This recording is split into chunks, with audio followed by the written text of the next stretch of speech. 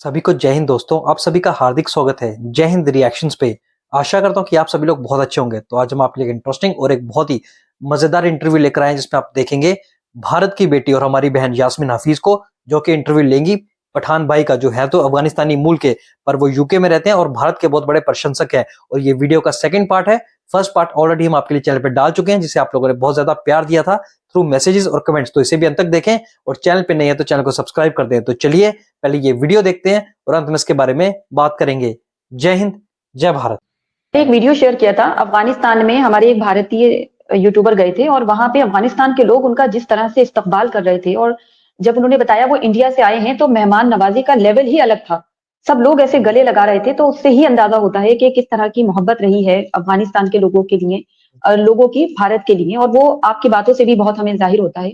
अच्छा पठान भाई, मैंने हमेशा देखा है सब अपना अपना एनालिसिस कर रहे होते हैं, खास करके जब मैं पाकिस्तानी सहाफियों को सुनती हूँ तो अफगानिस्तान की बर्बादी का जिम्मेदार जो है वो अपने तरीके से बता रहे होते हैं कि ये रहा वो रहा, देखिए ऐसा हो गया, हमारा इसमें कोई वो नहीं है, हमारा तो बड़ा अच्छा वो दोस्त है, हमारा इस्लाम के नजरिए से हमारा भाई है। आप क्या मानते हैं कि अफगानिस्तान की ये जो बर्बादी, ये जो तबाही रही, जहां आप जैसे बच्चे जो बहुत कुछ कर सकते थे पढ़ाई लिखाई में, लेकिन आपने वाकई में, आपकी आवाज भी दूर तक जा रही है, लेकिन आपने कहा मेरा मुझे कुछ था कि मैं पढ़ लिख कर कुछ बनूं, ऐसे ना जाने कितने आपके यहाँ सपने होंगे बच्चों के, तो वो कुछ नहीं कर पाए। तो इस तबाही और बर्बादी का जिम्मेदार आप किसे मानते हैं? देखें यास्मीन, जब मैं नया नया यूट्यूब पर आया था तो सबसे पहली वीडियो जो मैंने बनाई थी उस वक्त शायद मेरी हिंदी उतनी अच्छी नहीं थी अच्छी, उतनी अच्छी नहीं थी। वो पहली वीडियो आज भी मैं सुनता हूं तो मुझे हंसी आती है। उसमें आधी मैं अपनी लैंग्वेज मिक्स कर रहा था। वो जो पुलवामा का जो अटैक हुआ था इंडिया में, अब मुझे डीपली तो नहीं पता था कि उसमें कितने हिंदू थे, कितने मुसलमान थे, कितने सिख थे, लेकिन ये चीज मुझे कंफर्म पता थी कि जो भी मरा है ये बेगुनाह मरा है। इनको बेगुनाह मारा गया है, इनके ऊपर अटैक, क्योंकि ये चीजें हमने अपनी देश में अपनी आंखों से देखा है।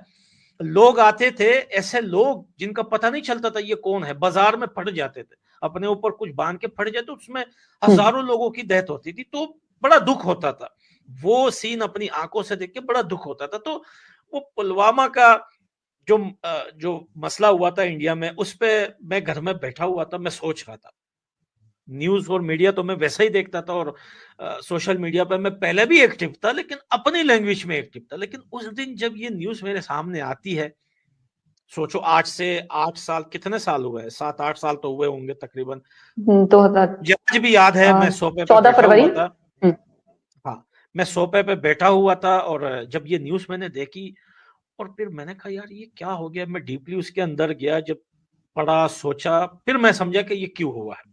और फिर मैंने एक वीडियो अपने मोबाइल से बनाई थी, और वो वीडियो मुझे नहीं पता कि वो कैसे वायरल होती है, कैसे लोग अपने ग्रुप फेसबुक वगैरह में शेयर करते हैं। फिर उसके बाद मैं एक और वीडियो बनाता हूँ, फिर आहिस्ता आहिस्ता इंडिया के लोग मुझे जानने लगते हैं। और यास्मीन, आज आपसे मैं ये बात करता हूँ कि मुझे अपनी इस जर्नी में इंडिया से बहुत सारे जो मुस्लिम्स हैं इंडिया के अंदर मेरे से अक्सर सवाल पूछते थे कि तुम हिंदुओं को सपोर्ट करते हो, तुम हिंदुओं को सपोर्ट करते हो, तुमने कभी अपने चैनल्स पर या अपनी बातों में फलस्तीन के लिए कोई वीडियो नहीं बनाई। देखो यास्मीन, मैंने फलस्तीन के लिए वीडियो नहीं बनाई, लेकिन मैंने इजराइल के सपोर्ट में भी नहीं बनाई। क्यों? इसके पीछे रीजन है। अगर कोई मेरे से पूछेगा तो मैं रीजन बताऊंगा। आप मुझे यह बताएं कि अफगानिस्तान को 40 साल से मारा जा रहा है। दुनिया का कौन सा देश है जिसने अफगानिस्तान के फ्लैग लेके सड़क पे कोई प्रोटेस्ट किया हो? हम क्यों करें यास्मीन? देखें, दुनिया के अंदर देखें, इस्लाम धर्म मजहब सारी चीजें हम और आप मानते हैं, वो अलग चीज है। मुझे कोई इस्लाम से दूर नहीं कर सकता, कोई कुछ भी कर ले मुझे दूर नहीं कर सकता। एक हिंदू को हिंदू धर्म से कोई दूर नहीं कर सकता, लेकिन जो रियलिटी है उसको समझने की जरूरत है लोगों को। अफगानिस्तान के अंदर कितने बच्चे मरे हैं, कितनी औरतें बेवा हुई हैं। आज भी आपको पता है अफगानिस्तान के अंदर ऐसे हजारों घर हैं जिसमें औरतें बेवा रहती हैं, यतीम बच्चे रहते हैं। दुनिया के बाकी देशों में तो ट्रस्ट है, बच्चे लेके संभालते हैं वो लोग, गवर्नमेंट। हमारे उधर तो वो भी नहीं है, गलियों में भरे पड़े हुए हैं। एक बंदा 50-50 फैमिली के बंदों को संभाल रहा है। इतनी सख्त जिंदगी है। हमारे लिए कभी भी किसी गल्फ कंट्री ने आवाज उठाई है? यासीन, बिल्कुल मैं नहीं। शायद आपके चैनल और से इस तरह का इंडिया तो के कभी नहीं हुआ। मुसलमानों से पूछता हूं, आप बताइए हम्म। कि फलस्तीन का मसला तो आज स्टार्ट हुआ है। फलस्तीन ने इतने सालों में अफगानिस्तान के ऊपर जितनी बमबारी अमेरिका ने की है ना, जितनी बमबारी रशिया ने की थी ना, फलस्तीन ने अपनी ख्वाब में भी नहीं देखी इतनी बमबारी अफगानिस्तान के ऊपर। क्या उन्होंने कभी हमारा फ्लैग उठा के सड़क पे प्रोटेस्ट किया? क्या कभी इस कभी हमारे नहीं किया। हमसाया मुल्क पाकिस्तान ने कभी सड़कों पे निकल के अफगानिस्तान के लिए प्रोटेस्ट किया? क्या बांग्लादेश ने कभी अफगानिस्तान के लिए फ्लैग उठाकर सड़क पे प्रोटेस्ट किया? क्या यहां पर यूरोप में जो मुसलमान रहते हैं, पूरी दुनिया के मिक्स मुसलमान जो रहते हैं, इन्होंने कभी अफगानिस्तान के मजलूमों की तस्वीरें, खून में लथपथ बच्चे और औरतों की तस्वीरें दुनिया को दिखाई हुई इनको कि इतना जुल्म वहां क्यों हो रहा है? तो हम अपने देश को छोड़ के फलस्तीन की आवाज उठाएं? इतने तो देखें, कहते हैं ना, हमारे एक कहावत है कि पहले जान फिर जहान। पहले अपने आप को बंदा जान है तो संभालता है। जहान। बिल्कुल। देखिए, एशिया के लोग सरासर गलत जा रहे हैं। देखिए, अगर एशिया में किसी बाप से अगर आप पूछोगे ना कि भैया जिंदगी कैसे जा रही है, तो उसका जवाब क्या होगा? बस कमा रहा हूं, मेहनत कर रहा हूं, बच्चों के लिए बच्चों को खिला रहा हूं। लेकिन यूरोप के लोग क्या बोलते हैं? वो बोलते हैं ये गलत कर रही है एशिया के लोग। भाई, पहले खुद खाओ, खुद अच्छी चीज पहनो, फिर अपने बच्चों को खिलाओ। जब तुम ही नहीं रहोगे, तुम्हारे ही कपड़े अच्छे नहीं होंगे, तुमसे ही बदबू आएगी, तुमसे ही बीमारी फैलेगी, तो तुम बच्चों की जिंदगी क्या बनाओगे? तुम पहले अपने आप को बनाओ ताकि बच्चों की जिंदगी बना सको। तो हम अपने देश के लिए बात करें या हम फलस्तीन के लिए सड़कों पे भागे? मेरे देश में आज भी इतनी औरतें, बेवा, यतीम, आज भी ऐसे लोग हैं जिन जो लाखों की तादाद में, जिनके किसी के हाथ नहीं है, किसी के पांव नहीं है, किसी का आंखें निकाल दी गई हैं। मैं उनको छोड़ के फलस्तीन के लिए, देखे, दिल में मोहब्बत और इंसानियत दुनिया में सबके लिए है हमारे। लेकिन जो बहुत सारे इंडिया के मुसलमान की मैं बात कर रहा हूं, क्योंकि आपके साथ बिल्कुल। तो मैं उन मुस्लिमों से पूछना चाहता हूं, क्या इंडिया में किसी भी मुसलमानों ने, इंडिया के अंदर जितने भी मुसलमान हैं, आज तक अफगानिस्तान के लिए किसी ने प्रोटेस्ट किया है? मैं आपसे पूछना चाहता हूं, यास्मीन, किया है किसी ने इंडिया के किसी मुसलमानों ने नहीं किया है। किसी ने नाम कभी लिया नहीं है? हुआ है। किसी ने वीडियो बनाई है यूट्यूब के ऊपर? किसी ने आवाज उठाई है? क्यों हमें इग्नोर क्यों किया गया? हमें क्यों इग्नोर किया गया? लेकिन हम बोलते हैं कि चलो यास्मीन, इंडिया के मुसलमानों ने अफगानिस्तान के लिए आवाज नहीं उठाई, हमारी हेल्प नहीं की। फलस्तीन हमसे काफी ज्यादा दूर पड़ा हुआ है, अफगानिस्तान काफी नजदीक पड़ता है। अगर पोक इंडिया का हो जाता है तो हमारा बॉर्डर भी लग जाएगा। मैं कहता हूं कि इंडिया के मुसलमानों को अफगानिस्तान नजर नहीं आ रहा, इतना दूर फलस्तीन क्यों नजर आ रहा है? ये पॉलिसी जो पाकिस्तान अपना रहा है, ये रॉन्ग है, ये चीज गलत है।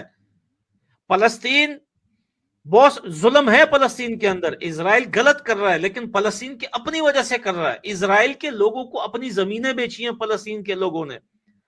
इजराइल के लोग जब फलस्तीन आया करते थे तो नीचे जो शॉप हुआ करती थी, जिसके ऊपर 5 मल्ले की एक बिल्डिंग हुआ करती थी, तो इजराइल के लोग वो शॉप खरीद लेते थे। अब जब नीचे शॉप आपका हो जाता है तो ऊपर जो बिल्डिंग है, जब वो बिकेगी पहले आपको बेचना पड़ेगी उसे। ये पूरी प्रॉपर्टी आप समझ लो आपकी हो गई। तो भाई, फलस्तीन के लोगों ने पैसों की लालच में अपनी जमीनें बेची बेची बेची बेची, इतनी जमीनें बेची, इतना पैसा कमाया, इतना माल कमाया।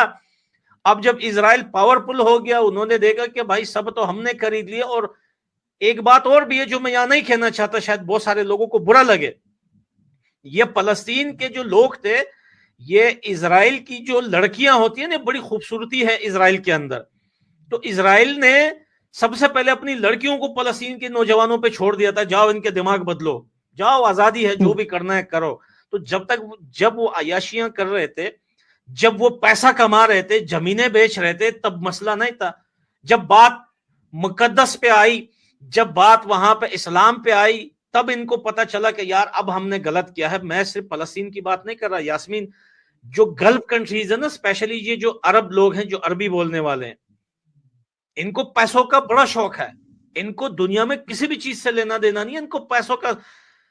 ये जो इंडिया के मुसलमानों को ये लग रहा है कि फलस्तीन के लोगों के हम बड़े गमख्वार हैं, हम सऊदीया के बड़े गमख्वार हैं, वो लोग दुनिया में किसी के भी गमख्वार नहीं है। आप देखें, जितने भी गल्फ कंट्रीज हैं इनका आपस में किसी का भी नहीं बनता।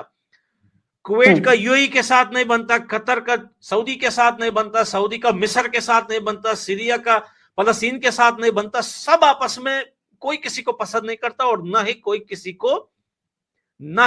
को सपोर्ट करता है। वो बोलता है जाओ यार अपना काम करो, हम अपना काम करेंगे। तो मैं इतना कहना चाहता हूं कि जितना जुल्म अफगानिस्तान में हुआ है ना, दुनिया के किसी भी देश में नहीं हुआ है।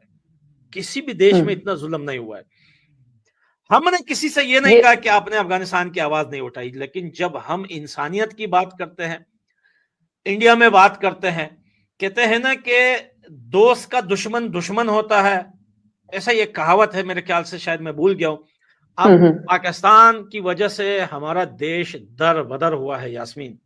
पाकिस्तान की वजह से हमारे ऊपर इतने जुल्म हुए हैं, इतने जुल्म तो इंडिया पे अंग्रेजों ने नहीं किए जितने जुल्म पाकिस्तान ने हम लोगों पे किए। पाकिस्तान ने हमेशा हमारी सरकारें गिराई हैं। पाकिस्तान ने हमेशा, देखें एक बड़ा एग्जाम्पल है सबके सामने, पुरानी बातें छोड़े नई बात करें। पहले अमेरिका को रास्ता किसने दिया यास्मीन? अमेरिका कैसा है अफगानिस्तान के अंदर? बिना पाकिस्तान के तो मुमकिन नहीं था ना। नामुमकिन है। ना वो हवा से आ सकती थी, ना वो बाय रोड आ सकती थी। पाकिस्तान का जो समंदर है ना, कराची का समंदर, यहां पे इनकी बड़े बड़े जहाज रुकते थे और टैंक, तोप, बारूद, गोला सब वही कराची पोर्ट पे उतरते थे। कराची पोर्ट पे उतरने के बाद पाकिस्तानी आर्मी का कन्वॉय, जो सेफ्टी के लिए इनके साथ हजारों गाड़ियां होती थी और उनको सेफ्टी अफगानिस्तान के डेवरिन लाइन तक दी जाती थी। खुद पाकिस्तान के लोग अमेरिका का जो तोप, टैंक, बारूद था उसे अफगानिस्तान ले जाते वक्त रास्ते पे ये लोग उनको सेफ्टी देते थे, कवर देते थे, कानवाई देते थे। लेकिन वही तोप और टैंक जब अफगानिस्तान में दाखिल हो जाता था तो पाकिस्तान के मौलवी पता है क्या बोलते थे? अल जिहाद, अल जिहाद। ओ भैया, अल जिहाद अफगानिस्तान में ही होता है। ये तो टैंक और तोप जो तुम्हारे पाकिस्तान से गुजर के आ रहा है, तो यहां पे अल जिहाद करते तुम भाई। रास्ते पे समझो कि 5000 किलोमीटर रास्ता पार करके पाकिस्तान से अफगानिस्तान आ रहा है। वो इस 5000 किलोमीटर में इतने सिटीज से होके ये जाता था। देखें, पहले कराची से होके ये सीधा कोयटा जाता था, बलोचिस्तान से सीधा अफगानिस्तान। कितने शहर बीच में पड़ते हैं।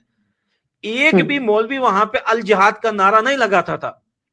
भाई अगर तुमने इस्लाम को बचाना है, मुसलमान को बचाना है, अफगानिस्तान तुम्हारा भाई था, तो ये तोप और टैंक तुम अपने रास्ते से हमारे देश में क्यों आने दे रहे थे? वहीं पे ही रोकते इनको, वहीं पे ही रोकते इनको। अगर तुम्हारे में हिम्मत नहीं थी रोकने की तो कम से कम उनको सेफ्टी तो नहीं देते, कवर तो नहीं देते। भाई हजारों पाकिस्तानी आर्मी उनके आगे पीछे गाड़ी में उनको कानवाई करते थे अफगानिस्तान तक। जैसे ही अफगानिस्तान में वो गाड़ियां घुसती थी, अल्लाह अकबर के नारे स्टार्ट हो जाते थे। क्यों भाई? इस्लाम का टेका हमने लिया हुआ है। क्या दुनिया में इस्लाम को अफगानिस्तान ही जिंदा रखेगा? बाकी तुम मजे करो, तुम डिस्को क्लब भी बनाओ, तुम नाच गाने भी करो, फिल्में भी बनाओ, मुजरे भी करो, तुम शराब भी पियो, तुम डाके भी डालो, तुम कुछ भी करो। हमारे देश पे लड़कियों के स्कूल बंद किए हुए तुमने। हमारे देश में कहते हैं कि नहीं भाई यहाँ पे किसी को दाढ़ी नहीं काटनी। हमारे देश में तो ये तो कल तक ये चल रहा था कि नौजवान को दाढ़ी काटने की इजाजत नहीं थी और इसके फितवे पाकिस्तान में बनते थे, मोहर सब वहीं पे लगते थे। दोस्तों आशा करता हूँ कि वीडियो को आपने अंत तक देखा होगा और यास्मीन हफीज और पठान भाई का ये पूरा इंटरव्यू आपको काफी पसंद आएगा, जहां पे आपने देखा पठान भाई ने कैसे बताया कि भारत और अफगानिस्तान की दोस्ती है। चाहे तालिबान सरकार अब आ चुकी है, फिर भी वो खुलेआम कहती है कि भारत हमारा दोस्त है और पाकिस्तान अगर जलता है तो जले। तो आशा करता हूँ वीडियो आपको काफी पसंद आएगी। वीडियो अगर आपको अच्छी लगी है तो इसे लाइक और शेयर जरूर कर दें और अपने विचार हमें कमेंट सेक्शन में लिखकर जरूर बताएं। और एक बार फिर चैनल पे नहीं है तो चैनल को सब्सक्राइब कर दें ताकि हम आपके लिए इंटरेस्टिंग, दमदार और मजेदार वीडियोस लाते रहें। तो चलिए फिर मिलेंगे ऐसी किसी जबरदस्त वीडियो में, तब तक अपना ध्यान रखिए। जय हिंद, जय भारत।